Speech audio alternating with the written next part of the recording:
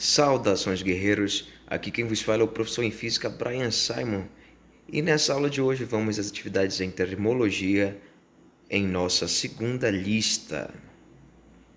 Em uma xícara de chá contendo 150 ml a 70 graus Celsius, adicionou-se 50 ml de água a 10 graus Celsius.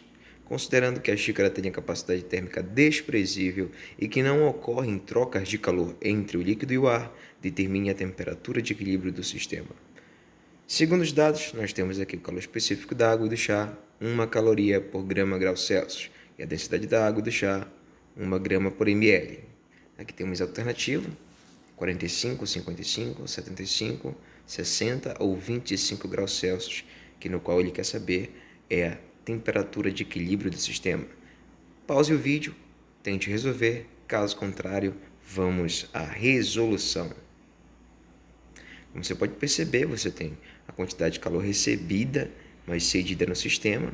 Aí a gente confere aqui a quantidade de calor sensível, que macete para o chá e que macete para a água, onde eu tenho aqui M de massa do chá vezes seu calor específico multiplicado pela variação de temperatura.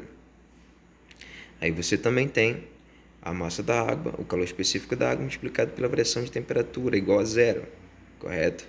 Aí eu coloquei aqui uma observação. Para resolvermos esse exercício é necessário entendermos toda a quantidade de calor que é transferida pelo chá quente é absorvida pela água gelada. Também precisamos lembrar que a fórmula do calor sensível é essa aqui, que eu acabei de falar agora há pouco, que é o Q macete, né? A massa da substância, o calor específico e a variação de temperatura. Então, só para retomar aqui, vamos substituir os valores. 150 é a massa do chá, o calor específico igual a 1, correto? Aí você tem aqui uma temperatura final menos 70 graus Celsius, correto? E essa temperatura final que você quer. A variação de temperatura que é representada pelo ΔT. Continuando, mais 50, que é a massa de água, multiplicado pelo calor específico, multiplicado por... Aí você abre o parênteses, ó, temperatura final menos 10 graus Celsius, que é a temperatura inicial, igual a zero, correto? Agora vamos fazer a multiplicação, distribuir esses valores. 150 multiplicado por TF, 150 TF, correto? Aí 150 multiplicado por 70 equivale, preste bem atenção, um negativo na frente, correto?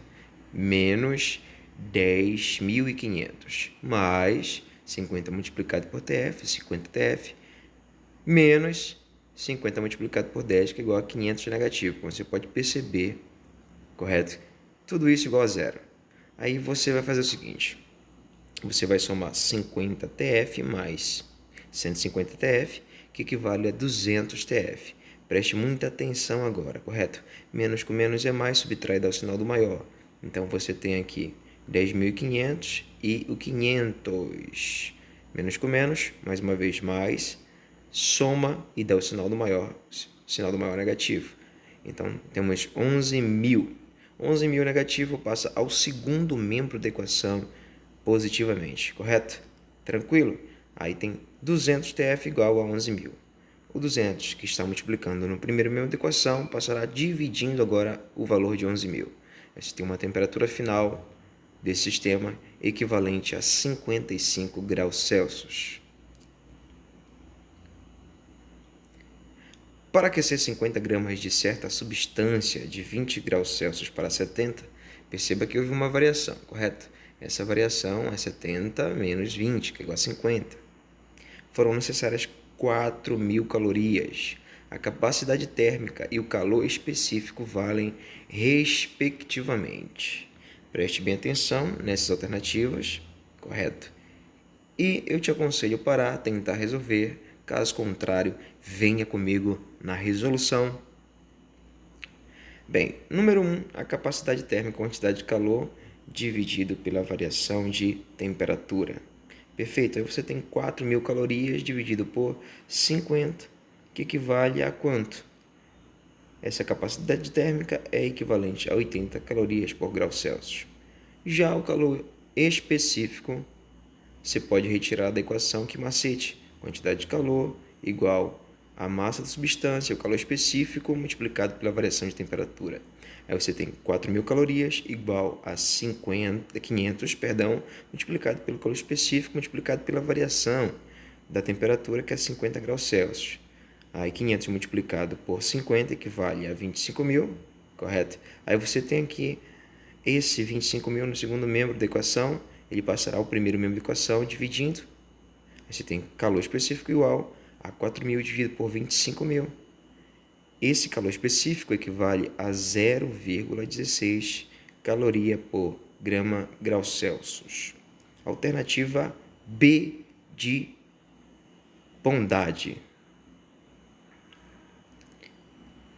Um objeto de 150 gramas de massa repousa durante 1 minuto sobre a superfície de uma placa de 30 centímetros de espessura.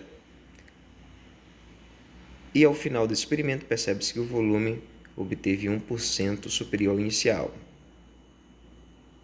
A base da placa é mantida em 195 graus Celsius e nota-se que a superfície permanece em 175 graus Celsius. A fração de energia em percentagem efetivamente utilizada para deformar a peça é... Bem, levando em consideração que a condutividade térmica da placa equivale a 50 watts por metro grau Celsius, o calor específico equivale aqui a 432 joule por quilograma grau Celsius, coeficiente de dilatação linear 1,6 vezes 10 elevado a menos 5 graus Celsius menos 1, e a placa tem uma área de 0,6 metro, correto? Então preste muita atenção nessa questão, que é uma atividade um pouco mais rebuscada. Perfeito? Vamos então à resolução. Inicialmente, vamos utilizar a lei de Fourier. Deve-se determinar o fluxo de calor. O fluxo de calor, como você pode perceber nessa ilustração, o fluxo é igual à condutibilidade térmica, a área multiplicada pela variação de temperatura, dividido pela espessura. Perfeito? Aí vamos substituir os valores. Você tem aqui o K equivale a 50. Você tem a área de 0,6, a variação de temperatura 195 menos 175, dividido pela espessura 0,3. Fazendo a equação, fazendo todo esse cálculo, você tem um fluxo equivalente a 2.000 joules por segundo. Perfeito?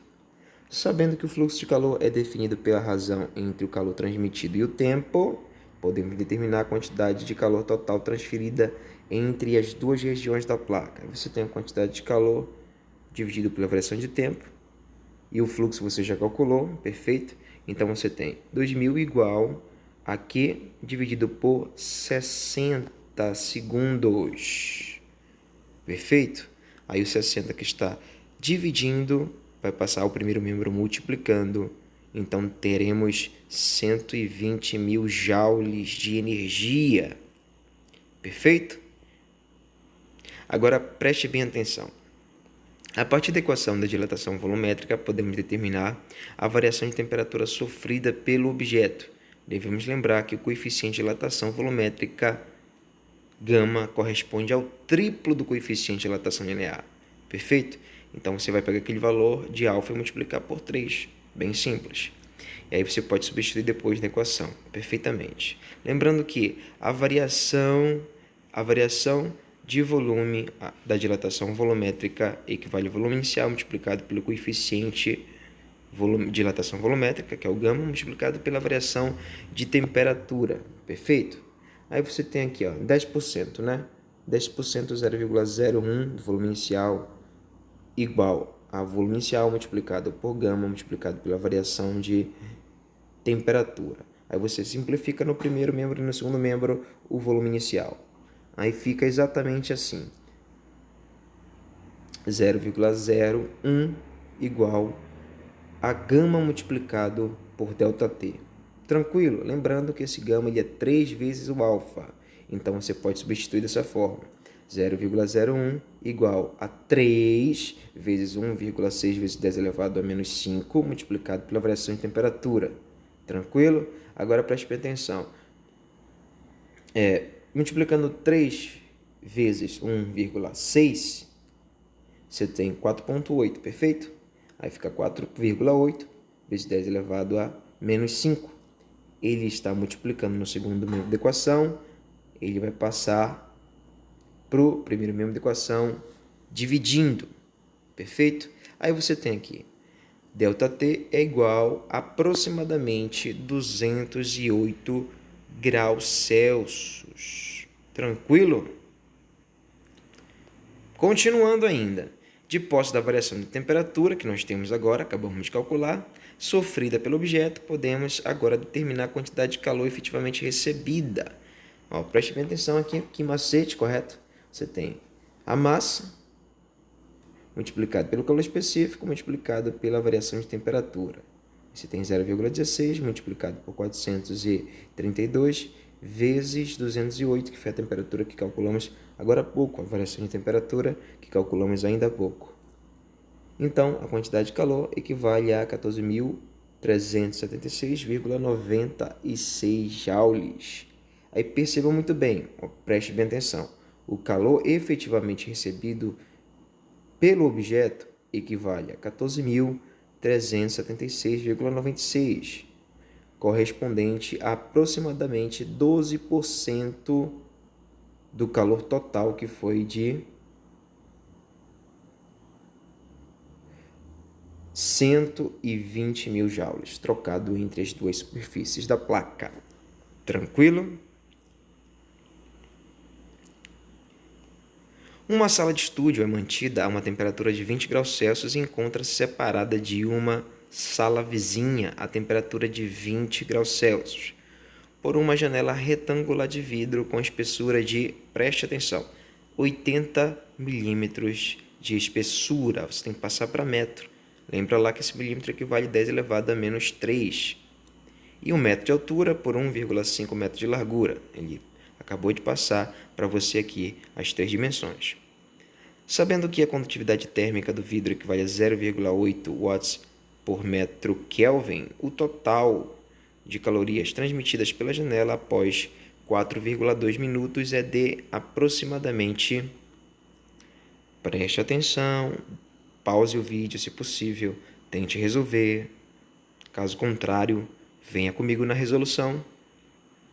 Utilizando mais uma vez a lei de Fourier, você tem aqui a condutividade térmica multiplicado pela área, multiplicado pela variação de temperatura, dividido pela espessura entre as duas paredes, correto? Aí você tem aqui a condutividade de 0,8 multiplicado por 1,5, multiplicado pela variação, que é 30 menos 20, que equivale a 10. Lembra da espessura que eu falei? Tinha que passar para metro, perfeito? Então ficou 8 vezes 10 elevado a menos 3. Resolvendo toda essa equação, nós temos um fluxo de 1.500 joules por segundo. Agora preste bem atenção. Sabendo que o fluxo de calor é definido pela razão entre o calor transmitido e o tempo, podemos determinar a quantidade de calor total, correto? Então o fluxo foi de 1.500, quantidade de calor que você quer calcular. Dividido por 60, eu vou transformar aquele minuto em segundo. Então fica 60 multiplicado por 4,2. Esse valor equivale, essa quantidade de calor equivale a 378 mil joules. Levando em consideração que uma caloria equivale a 4,2 joules, você faz então uma regra de 3, você pega o valor de 378 mil, divide por 4,2, que equivale a 90 mil calorias ou 90 quilocalorias. Tranquilo? Queridos alunos, um forte abraço e até a próxima aula.